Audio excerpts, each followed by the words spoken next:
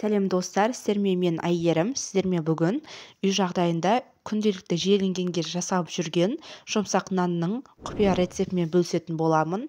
Ол үшін каналыма тіркеліп, қоңырауша белгісін басып қоюыңызды ұмытпаңыздар. Ал ендеше видеоны соңына дейін қараңыздар.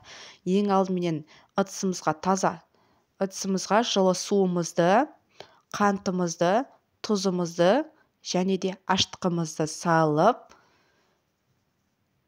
үстіне сұйық майымызды құйып,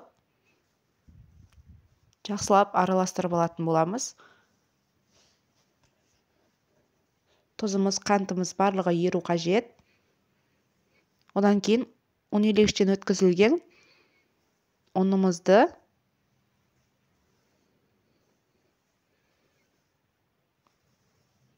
бөліп салып алып, жұмсақ қамыр иілетін боламыз.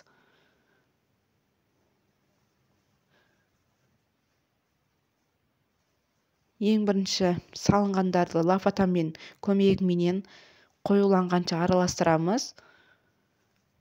Одан кейін қоюланғаннан кейін ұн салып, үстіне қолдың көмегіменен жұмсақ қамыр илеп аламыз.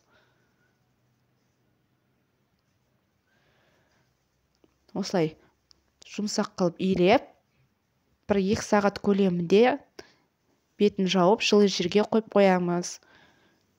Қамырымыз осылай көтеріліп, әдемі болып ашыды. Ашыған қамырымызды алып, 2 бөлікке бөліп аламыз.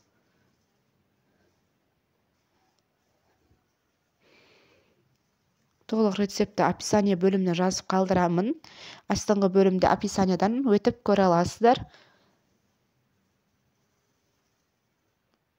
Осылай 2 бөлікке бөліп, қолдың көмегіменен осылай дөңгелетіп алатын боламыз.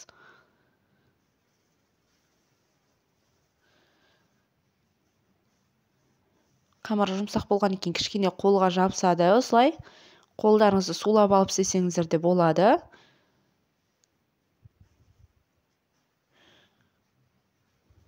Табамызға салып, жарты сағатқа көтерілгенше бетін жауып қойып қоямыз. Жарты сағат көлемінде тұрған екен, осылай көтеріледі. Мен сияқты осылай шет-шетін әсемдесеңіздер де болады.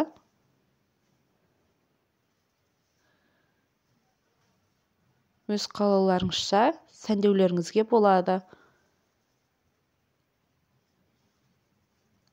Мен қолдың көмегімен осылай шет-шетін әдемірек көрінсін деп, қолдың көмегіменен сәндеп шықтым.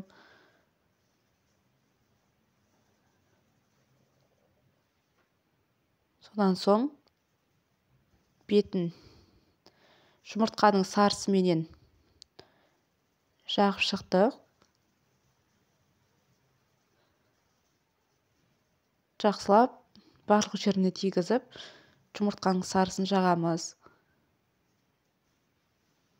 Күнжеттеріңіз болса, күнжет сепсеңіздер де болады. Ол маңызды емес, сәндік ретінде қызып тұрған пешке пісіріп аламыз. Әркімнің пеші әрқалай ыңғайына байланысты. Осылай менде өте жұмсақ болып пісіп шықты. Ыстық көлінде желім кететін нан міндетті түрде жасап көріңіздер. Сау болыңыздар.